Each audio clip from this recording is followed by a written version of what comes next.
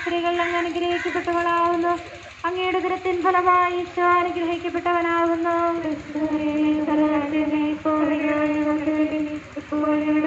അനുഗ്രഹിക്കണമേ. പരിശുദ്ധ മാതാവേ, ക്രൂശിൽ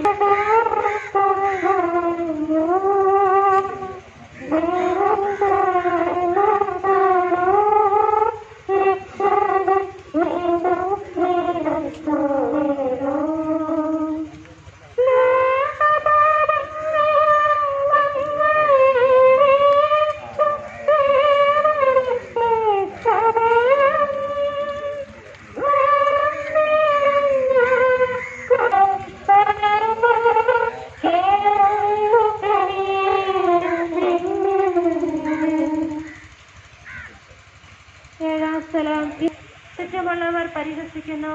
അവിടുന്ന് അതൊന്നും ഗണ്യമാണ്.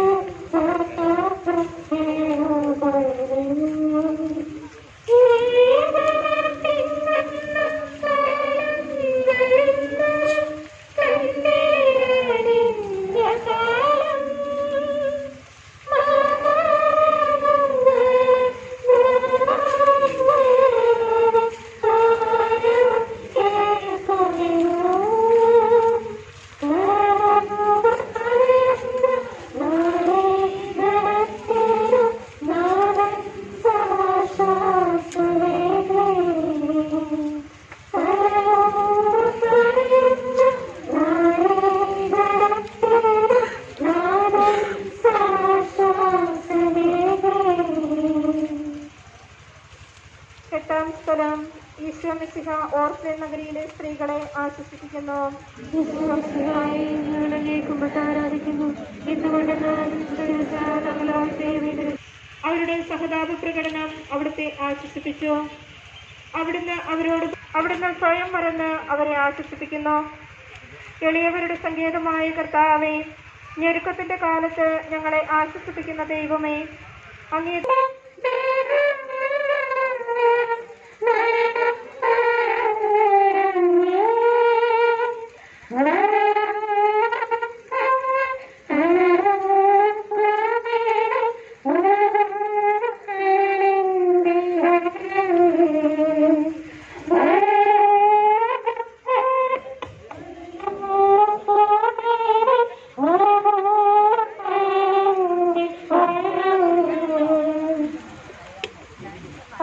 സ്ഥലം ഈശോ മൂന്നാം പ്രാവശ്യം വീഴുന്നു. ഈശോ സ്നേഹമായി ഞങ്ങൾ അങ്ങേ കുമ്പിട്ട് ആരാധിക്കുന്നു.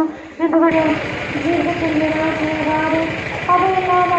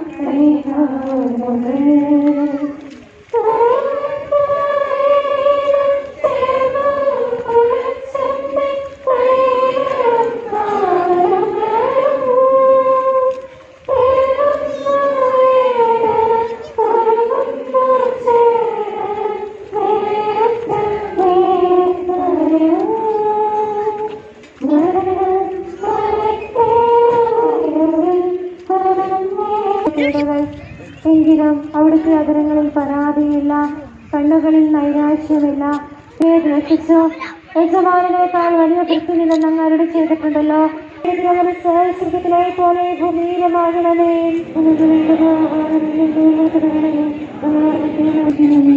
നല്ല മരുന്ന് മറിയുടെ കൂടെ സ്ത്രീകൾ അങ്ങ് അനുഗ്രഹിക്കപ്പെട്ടവനാവുന്നു. അങ്ങയുടെ കൃത്യം ഫലമായി ഈശോ അനുഗ്രഹിക്കപ്പെട്ടവനാവുന്നു.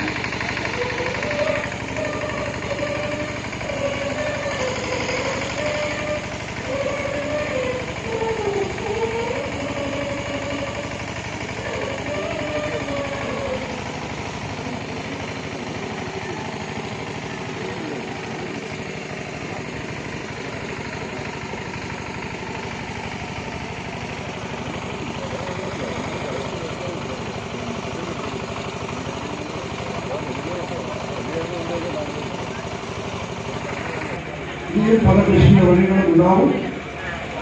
നമുക്കിപ്പോൾ നമ്മുടെ രണ്ട് പ്രധാനപ്പെട്ട കൃഷിയുടെ വഴികൾ അതിൻ്റെ സമാപന പ്രവർത്തനങ്ങൾക്ക് കടന്നു വരികയാണ്. ഇവിടുന്ന് സന്ദേശിച്ചു നമുക്ക് പറയാൻ പറ്റും ഒരു അത്ഭുത മനുഷ്യനാണ്. ഇതാണ് വർഷങ്ങളായി തലയിൽ ഉറപ്പിച്ച് പറയാവുന്ന ഒരു പള്ളി. ഇതാണ് ആറിലധികം 82 മുതൽ 84 വരെ ഉണ്ടായിരുന്നതാണ്. 40 വർഷം മുമ്പ്.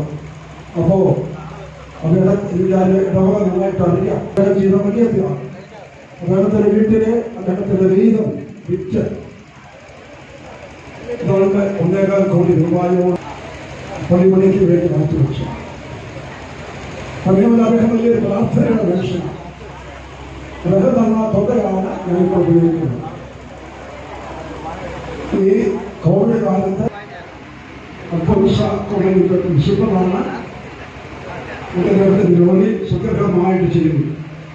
സ്നേഹത്തോടെ നമ്മുടെ ശുശ്രൂഷയുടെ സമാപനത്തിലേക്ക് സന്ദേശം തരാൻ ഞാൻ ക്ഷണിക്കുന്നു. നമുക്ക് സമാപന പ്രാർത്ഥന എഴുത്തുകൊണ്ട് ചെല്ലാം. നീതിമാനായി പ്രിയപുത്രനെ തൊട്ടപ്പാർക്കണമേ. ഞങ്ങൾക്ക് വേണ്ടി മരണം വരിച്ച അവയെ പുത്രനെ സ്വീകരിച്ചുകൊണ്ട് ഞങ്ങളുടെ പാപങ്ങൾ പൊറുക്കുകയും ഞങ്ങളോട് രമ്യപ്പെടുകയും ചെയ്യണം. അങ്ങേ ദീർഘമാരും ദാരിദ്ര്യത്തിന്റെ തിരുരക്തം ഞങ്ങൾക്ക് വേണ്ടി പ്രാർത്ഥിക്കുന്നു. ആ തിരുരക്തത്തെ ഓർത്ത് ഞങ്ങളുടെ പ്രാർത്ഥന കൈക്കൊള്ളണമേ. ഞങ്ങളുടെ പാപം വലുതാണെന്ന് ഞങ്ങൾ അറിയുന്നു. നിങ്ങളുടെ കാരുണ്യം അതിനേക്കാൾ വലുതാണല്ലോ. നിങ്ങളുടെ പാപങ്ങൾ കണക്കിലെടുക്കുമ്പോൾ അവയ്ക്ക് വേണ്ടിയുള്ള ഈ പരിഹാരമെയും നിർവഹിക്കണമേ. ഞങ്ങളുടെ പാപങ്ങൾ നിമിത്തം അങ്ങേ പ്രിയപുത്രൻ ആളുകളാൽ തറയ്ക്കപ്പെടുകയും കുന്തത്താൽ കുത്തപ്പെടുകയും ചെയ്തു. അങ്ങേ പ്രസാദിപ്പിക്കാൻ അവിടുത്തെ പീഡകൾ ധാരാളം മതിയുണ്ട്. തന്റെ പുത്രനെ ഞങ്ങൾക്ക് നൽകിയ പിതാവിനെ സ്തുതിയും വിശ്വമരണത്താൽ ഞങ്ങളെ രക്ഷിച്ച പുത്രന് ആരാധനയും രക്ഷണകൃത്യം പൂർത്തിയാക്കിയ പരിശുദ്ധാത്മാവിന് സ്തോത്രമുണ്ടായിരിക്കട്ടെ. ആമേൻ. സ്വർഗ്ഗസ്ഥനായ ഞങ്ങളുടെ പിതാവേ, അങ്ങയുടെ നാമം പൂജിതമാകണമേ. പോലെ ഭൂമിയിലുമാകണമേ.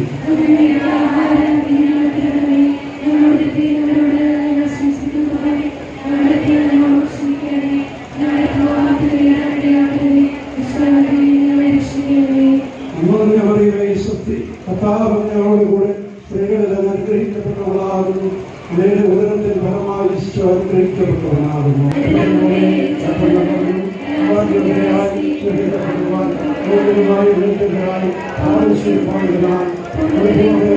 ഞങ്ങൾ സ്തുതിക്കുകയും അവരുടെ നടത്തുകയും ചെയ്യും.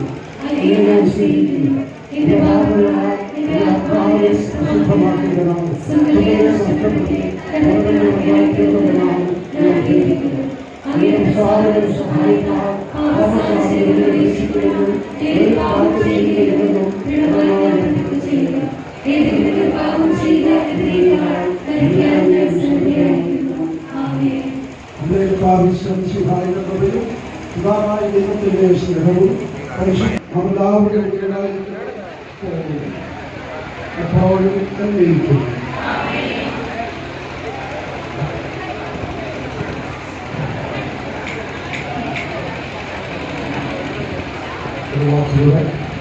ഇന്ന് കൂടുതൽ ആളുകൾ വന്നിട്ടുണ്ട്.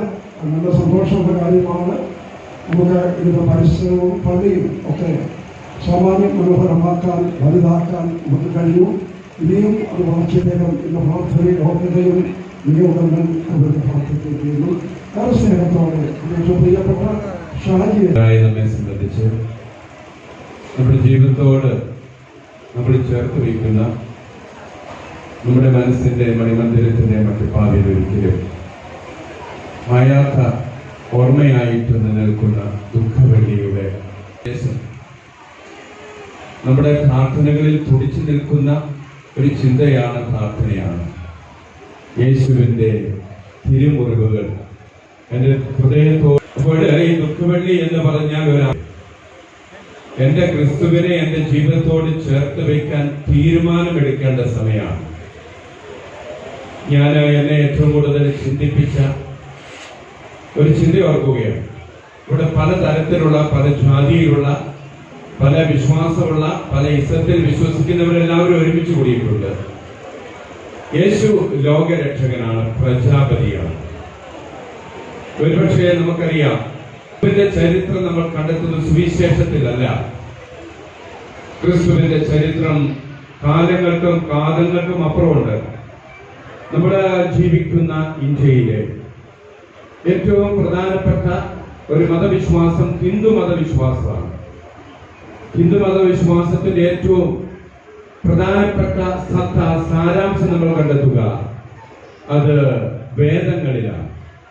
മഹാഭാരതം, രാമായണം, ഭാഗവതം ഒക്കെ പല കഥകളിലൂടെ കടന്നുപോയാൽ ദൈവത്തെ ഏറ്റവും സനാതനമായ മൂല്യമുള്ള വിശ്വാസത്തെ അവതരിപ്പിക്കുന്നത് വേദങ്ങളാണ്. വേദങ്ങൾ 4 നിങ്ങൾക്കറിയാം. വ്യക്തി ദൈവത്തിന്റെ പേര് പ്രജാപതി എന്നാണ്. നമ്മൾ പ്രത്യേകിച്ച് ദൃഗ്വേദത്തിലേക്ക് കടന്നു ചെല്ലണം.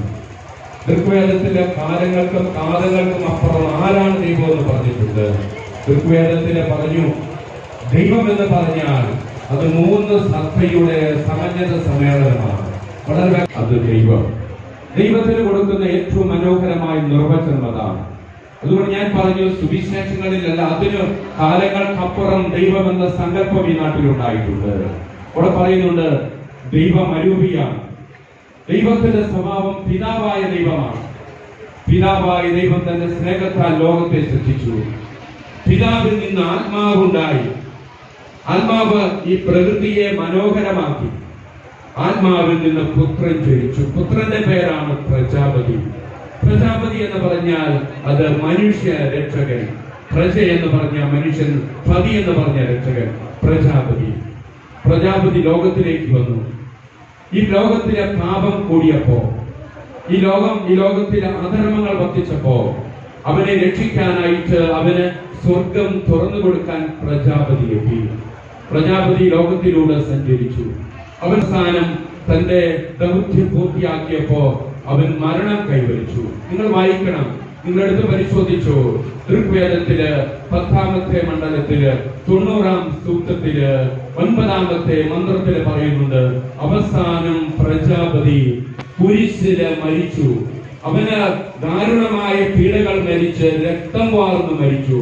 അവസാനം അവൻ 3ാം ദിവസം ഉയർത്തെഴുന്നേറ്റു. അതിനുശേഷം അവൻ സ്വർഗാരോപണം ചെയ്തു. ഇത് നമ്മൾ കണ്ടെത്തണം. പിന്നെ നമ്മൾ യജുർവേദത്തിലേക്ക് കടന്നു ചെല്ലണം. അവിടെ ശതവണ എന്ന് പറയുന്ന ഒരു സൂക്തത്തില് പറയുന്നുണ്ട്, അവസാനം മരിച്ച പ്രജാപതിയുടെ 7 വർണ്ണനകൾ പറയുന്നുണ്ട്. പ്രജാപതി അവന്റെ തലയിലെ മുൾമുടി ഉണ്ടായിരുന്നു. ഈ ലോകത്തിലെ മുള്ളുകൾ ചേർത്ത മുൾമുടി ഉണ്ടായിരുന്നു. അവൻ രണ്ടാമത്തെ പ്രത്യേകത, പ്രജാപതിയുടെ രണ്ടാമത്തെ പ്രത്യേകത നമ്മൾ കണ്ടെത്തുന്നത്, അവന് കുരിശിലെ കൈയും കാലും ആണികളാൽ തറയ്ക്കപ്പെട്ട ധൂപത്തിൽ കെട്ടപ്പെട്ട് ചോര വാർന്നു മരിച്ചു. രണ്ടാമത്തെ പ്രത്യേകത. മൂന്നാമതായിട്ട് പറയുന്നുണ്ട്, ഈ പ്രജാപതിക്ക് അവര് പുളിച്ച മദ്യം കൊടുത്തു. നാലാമതായിട്ട് പ്രജാപതിയുടെ അസ്ഥികൾ തകർപ്പെട്ടില്ല. 5ാമതായിട്ട് പറയുന്നുണ്ട്, പ്രജാപതിയുടെ വസ്ത്രങ്ങൾ പുരോഹിതന്മാർ പങ്കിട്ടെടുത്തു. 6ാമത് പറയുന്നു, പ്രജാപതിയുടെ മാംസം മനുഷ്യൻ ഭക്ഷിച്ചു. 7ാമത് പറയുന്നു, പ്രജാപതിയുടെ രക്തം മാനവർ കുടിച്ചു. നമ്മളെല്ലാം പരിശോധിക്കുമ്പോൾ ഇതെല്ലാം ക്രിസ്തുവിനെ പറ്റിയാണ്. അപ്പൊ അങ്ങനെയുള്ള ക്രിസ്തു എന്ന് പറഞ്ഞാൽ ഒരു മതത്തിന്റെ വ്യക്താവോ പ്രസ്താവമല്ല. ഈ ലോകത്തിന്റെ പ്രത്യേകിച്ച് ഈ ദിവസങ്ങളിൽ ഞാൻ കണ്ടെത്തിയ ഒരു വ്യക്തിയുണ്ട്.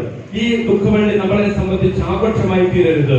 നമ്മുടെ ജീവിതത്തിൽ ഇങ്ങനെയുള്ള ദൈവത്തിന്റെ പാടുപീടുകളെ, മുറിവുകളെ ജീവിതത്തിൽ ചേർത്ത് വെച്ച് മറ്റൊരു ക്രിസ്തുവായി ജീവിക്കാൻ നമ്മൾ പലപ്പോഴും ഈ പറയുന്ന സത്യങ്ങളൊക്കെ മനസ്സിലാക്കിയിട്ട് നമ്മുടെ ജീവിതവുമായിട്ട് ബന്ധപ്പെടാതെ, ഞാൻ ഈ അടുത്ത ദിവസം കണ്ടെത്തിയ ഒരു വ്യക്തിയാണ്, യൂട്യൂബിൽ കണ്ടു. അദ്ദേഹത്തിന്റെ പേര് സിയാദ് മുഹമ്മദ് ആണ്, ഒരു മുസ്ലിമാണ്. അദ്ദേഹത്തെ കണ്ടു കഴിഞ്ഞപ്പോ അദ്ദേഹം കോട്ടയത്ത് പള്ളത്തുകാരനാണ്. എനിക്ക് പുള്ളിയെ കാണുവാൻ ആഗ്രഹം. ഞാൻ ചെന്നു പേര് സൂചിപ്പിച്ചതുപോലെ അദ്ദേഹം ഏത് മതത്തിൽപ്പെട്ട വ്യക്തിയാണെന്ന് നിങ്ങൾക്കറിയാം. അദ്ദേഹത്തിന്റെ അടുത്ത് ഞാൻ ചെന്നു. അദ്ദേഹം 8ാം ക്ലാസ്സിൽ പഠിക്കുമ്പോൾ അദ്ദേഹത്തിന് ആരും ഒരു ബൈബിൾ കൊടുത്തു.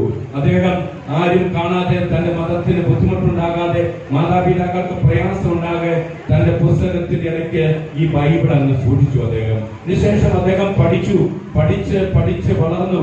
21 വയസ്സായി, പ്രായപൂർത്തിയായി കഴിഞ്ഞപ്പോ അദ്ദേഹം ഒരു ക്രിസ്ത്യാനിയായി. പക്ഷെ ഇതിന്റെ പേര് നിങ്ങൾ യൂട്യൂബിലുണ്ട്, അദ്ദേഹത്തെ നോക്ക്, സിയാദ് മുഹമ്മദ് എന്നാണ് പേര്. 4ാമത്തെ വയസ്സിൽ അദ്ദേഹം ചെയ്ത കാര്യം, അദ്ദേഹം ക്രിസ്ത്യാനിയായി. ഞാൻ ചോദിച്ചു, ഞാൻ അദ്ദേഹത്തിന്റെ അടുത്ത്